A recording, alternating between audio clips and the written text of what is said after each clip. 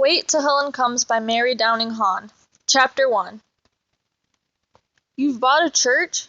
Michael and I looked up from the pile of homework covering most of the kitchen table. I was in the middle of writing a poem for Mr. Pulowski's English class, and Michael was working his way happily through 20 math questions.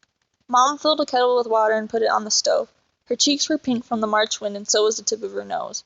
You and Molly will love it, she promised. It's exactly the sort of place Dave and I have been looking for all winter. There's a carriage house for him to use as a pottery workshop and a space in the choir loft for me to set up a studio. It's perfect. But how can we live in a church? Michael persisted, refusing to be won over by her enthusiasm. Oh, it's not really a church anymore, Mom said. Some people from Philadelphia bought it last year and built an addition on the side for living quarters. They were going to set up an antique store in the actual church, but after doing all that work, they decided they didn't like living in the country after all. It's out in the country? I frowned at the little cat I was doodling in the margin of my notebook paper. Mom smiled and gazed past me, out our kitchen window and into Mrs. Overton's window directly across the alley. I had a feeling she was seeing herself standing in front of an easel, working on one of her huge oil paintings, far from what she called the soul-killing life of the city. She has a maddening habit of drifting away into her private dream world just when you need her most. Where is the church? I asked loudly. Where is it? Mom poured boiling water into her cup and added honey. It's in Holwell, Maryland, not far from the mountains. It's beautiful, just beautiful, the perfect place for painting and potting. But what about me and Molly? What are we supposed to do while you and Dave paint and make pottery? Michael asked. You promised I could be in the enrichment program this summer, I said, thinking about the creative writing class I was planning to take. Will I still be able to? Yes, and what about science club? Michael asked. I'm already signed up for it. Mr. Phillips is going to take us to the aquarium, the science center, and even to the Smithsonian in Washington. Mom sighed and shook her head. Oh, I'm afraid you two will have to make other plans for summer. We'll be moving in June, and I can't possibly drive all the way back to Baltimore every day. But I've been looking forward to science club all year. Michael's voice rose, and I could tell he was trying hard not to cry. You'll have plenty of woods to explore, Mom said calmly. Just think of all the wildlife you can observe and the insects you can add to your collection. Why, the day Dave and I were there, we saw a raccoon, a possum, a woodchuck, and dozens of squirrels. Mom leaned across the table, smiling, hoping to convince Michael that he was going to love living in a church way out in the country, miles away from Mr. Phillips and the science club. But Michael wasn't easy to convince. Slumping down in his chair, he mumbled, I'd rather stay in Baltimore, even if I never see anything but cockroaches, pigeons, and rats.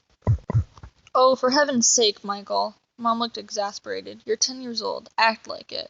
As Michael opened his mouth to defend himself, Heather appeared in the kitchen doorway, responding, no doubt, to her built-in radar for detecting trouble.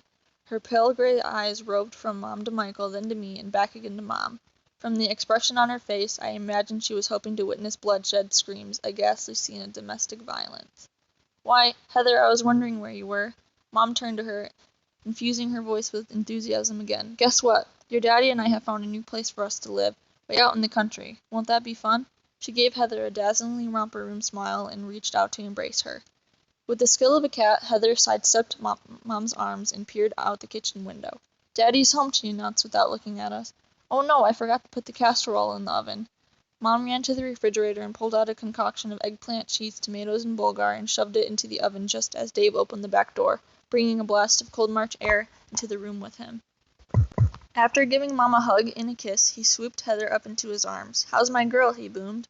Heather twined her arms possessively around his neck and smiled coyly. They were fighting, she said, darting a look at Michael and me. Dave glanced at Mom and she smiled and shook her head. We were just discussing our big move to the country, that's all. Nobody was fighting, Heather. Mom turned on the cold water and began rinsing lettuce leaves for a salad. I don't like it when they fight, Heather tightened her grip on Dave's neck. Come on, Michael. I stood up and started gathering my books and papers together. Let's finish our homework downstairs. Dinner will be ready in half an hour. Mom called after us as we started down the basement steps. As soon as we were safely out of everybody's hearing range, I turned to Michael. What are we going to do? He flopped down on the old couch in front of the television. Nothing. It's too late, Molly. They bought the church and we're moving there. Period. Grabbing a pillow, he tossed it across the room, narrowly missing one of Mom's paintings, a huge close-up of a sunflower. Why did she have to marry him? We were perfectly happy before he and Heather came along.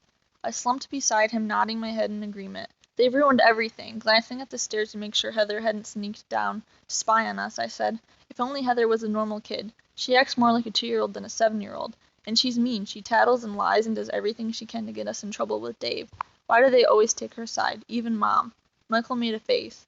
You know what Dave says, making his voice deep and serious. He said, "Heather is an unusually imaginative and sensitive child, and she has suffered a great loss. You and Molly must be patient with her." I groaned. How long can we feel sorry for her and be nice to her? I know it must have been horrible to see her mother die in a fire and be too little to help, but she was only 3 years old. She should have gotten over it by now, Michael. He nodded. If Dave would take her to a shrink, I bet she would get better. My friend Martin's little brother goes to some guy out in Townsend, and it's helped him a lot. He plays with dolls and draws pictures and makes things out of clay. I sighed. You know perfectly well that Dave thinks of shrinks, Michael. I heard him tell Mom that all they do is mess up your head. Michael got up and flipped the TV to Speed Racer. With one eye on the screen, he set about doing the rest of his math while I sat there doodling more cats instead of finishing my poem. After a few minutes, I nudged Michael. Do you remember that movie we saw on TV about the little girl who did horrible things to her enemies? The Bad Seed? Yes, that was it. Well, sometimes I think Heather's like that girl Rhoda. Suppose she burned her mother up on purpose the way Rhoda burned up the janitor. Michael peered at me over the top of his glasses. You're crazy, Molly. No 3-year-old kid could do anything like that. He was speaking to me as if he were a scientist explaining something to a child instead of a 10-year-old boy addressing his 12-year-old sister. Realizing how ridiculous I sounded, I laughed and said, just kidding. But I really wasn't. There was something about Heather that made me truly uncomfortable. No matter how hard I tried, I couldn't even like her, let alone love her, as Mom kept urging me to. It was hard to feel pity or anything but dislike for her. It wasn't as if I hadn't tried. When Heather had first moved in, I'd done everything I could think of to be a good big sister, but she'd made it clear that she wanted nothing to do with me. If I tried to comb her hair, she pulled away, crying to Mom that I was hurting her. If I offered to read to her, she'd yawn after the first sentence or two and say the story was boring and dumb. Once I made the mistake of letting her play with my old Barbie dolls, the ones I was saving for my children. She cut their hair off playing beauty parlor and ripped their best outfits. She even tore up a family of paper dolls I made for her, taking great pleasure in beheading them right in front of me. Then she dropped them disdainfully in the trash can and walked out of my room. To make it even worse, she told lies about Michael and me, making it sound as if we were tormented her whenever we were alone with her. Dave believed her most of the time, and sometimes Mom did too. In the 6 months that Mom and Dave had been married, things had gotten very tense in our home, and as far as I could see, Heather was responsible for most of the bad feelings. Now we were moving to a little church in the country where there would be no escape from her all summer. Was it any wonder that I was depressed? I glanced at Michael, still hard at work on his math. My own poem was now almost obscured by the cats I'd drawn all over the notebook paper. I stared at it sadly, no longer in the mood to continue writing about unicorns, rainbows, and castles in the clouds. Tearing it out of my notebook, I crumpled it into a ball and tossed it at Speed Racer as he zipped past his little car. Then I began writing a poem about real life, something dealing with loneliness and unhappiness and the misery of being misunderstood and unloved.